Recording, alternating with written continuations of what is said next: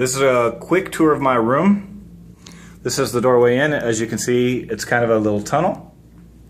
This space next to the doors, it seems to be wasted space. It's hard. You can't put desks there. It's just unmanageable. So it's a pretty good place to have that extra cabinet so it doesn't take up wall space. Wall space is important to me.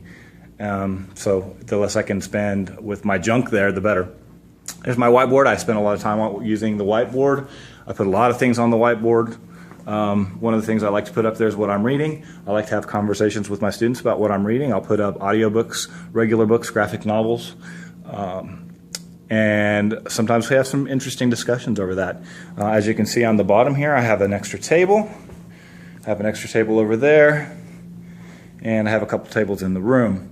The extra tables are for when we need to spread out a little bit. If we work in groups, each group can have their own table. We can spread it out in here. Makes it a little bit easier for them to work in their smaller group. But at the same time, if we're not using them all the time, if the students are sitting around these tables or along the sides, we have a lot more space to move around in, which is very valuable as well. So it works both ways. Here we have my TV. I have a projector and a smartboard, but the projector and smartboard tend to be pretty dull. It's hard to see, especially with the lights on.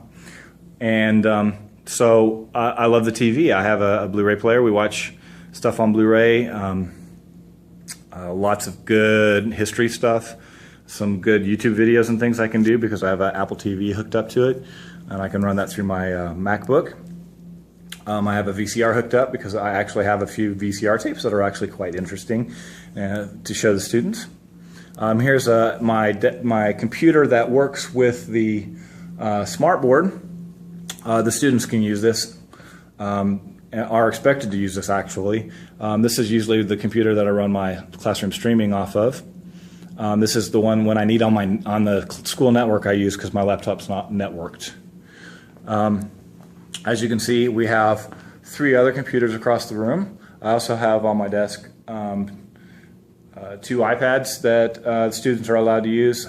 I have an old iPhone that students are allowed to use, and of course I allow them to use their own smartphones if we are doing research or looking things up or something like that. These spaces are also usable all the time for my students.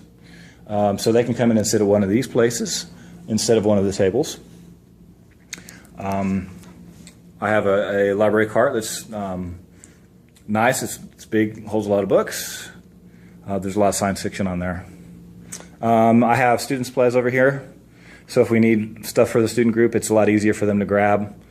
One of my biggest problems is not allowing students to use the stuff, but stopping soon enough to get everything back.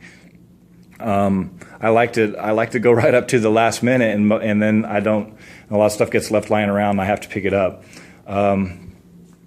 I used to get irritated about that. I get much less irritated about that now because if it's out, that means they're using it, and that's what I want. Bulletin board's empty. It will be filled with student work at some point. I have these org posters. They work really well with my social studies unit. Plus, I think students need to see art. These are hand screen printed. They're awesome looking. They were not very expensive, and I really like the idea that my students can see some artwork that's beautiful, that they can appreciate. That's not the quote unquote famous artwork. Up here is a couple things that I show, that I explain to my students. They are parts of me that connect me to this community. The key to the town on the right, my grandfather on my mom's side got that when he came in and bought a business. And my grandfather on my father's side used to run Minnow Springs, which is what you see there on the left. That's the park area. It was small cabins that people would stay in over the summertime when this was more of a resort community. My dad actually painted those trees white. Oh, if you can see those on the strips on the bottom. He asked his dad why he had to paint them white. My grandpa said they've been painted white before and they need a new coat. Because that's what we do. We do what we're told, right? Over here I have some things that are personal to me at school. I have a picture of me playing football, some stuff about me playing golf, my graduating class information, some grade cards. Yes, grade cards. I'm not scared to show those B's or C's, which I had a few of. I also have one of my speech therapy checklists, and I think it's good for the students to see that I was not a perfect student, that I had to go to speech, and so that something like that should not take away from who they are or what they can accomplish. This is my music area over here. I'm trying to encourage students to explore a little bit more with music. We'll have some music time in the morning before school starts for some kids to come down and hopefully teach me how to play the guitar a little bit. I'm still looking. I teach them a little bit of ukulele. We sit around, learn some songs, perform them occasionally. It's a lot of fun. But this space is also usable classroom space. The students can actually come in and use this space to sit and do work and things like that. So it's not wasted space. It's space that we use for the music, but it's also space students can use.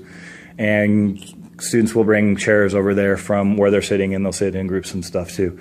This is a sound card. This is my quote-unquote DJing equipment that I use at junior high dances and things like that. We use it for all sorts of things. It's a nice little PA system. It was found equipment. It was in a nearby building, and nobody knew what it was being used for. I grabbed it, I made sure it worked, and we've been using it ever since. Now this is my teacher's desk. I know a lot of people have gone the way of getting rid of the teacher's desk because they want more space in their room. I think you can see that for the most part I have a lot of space in this room, so that's not really the issue, thank goodness. But more importantly, I need a place that I feel comfortable. I do have a bit of social anxiety. I need a place that feels like mine, that I feel comfortable in, and so a teacher's desk is what I need. I need that space. So I've tried to go without it, and it did not work very well. And when the teacher's not happy, nobody's happy. Got some extra storage by the door there. It works out a couple of good ways. Like I said before, it's kind of wasted space because you can't really put students' desks and stuff there. It just doesn't work very well. But and I know this sounds really bad, but if there's ever an intruder on campus or something, those things can easily be pushed over in front of the door and make it extremely difficult for them to get through. So that's also a nice little barrier for that. Here's something that you probably don't see in a lot of classrooms. These are blankets. I actually have a blanket drawer. I have students that are cold-natured. They'll come in, grab a blanket. Some students just feel more comfortable being wrapped up in a blanket. It makes them feel a little more secure. And so I'm all about that. Blankets are cheap. So as you can see, it's pretty wide open space. I like to keep it that way. I like to have student work up on my walls. I like to have a connection with my community so that my students can see that I'm from here, which is important. I like to use the technology, but I don't like it to be the main focus of the room. So this is pretty much how it works. So I would love to see how you have your classroom set up. So if you do one of these classroom walkthrough videos, it would be great for you to link it here so I could see it too.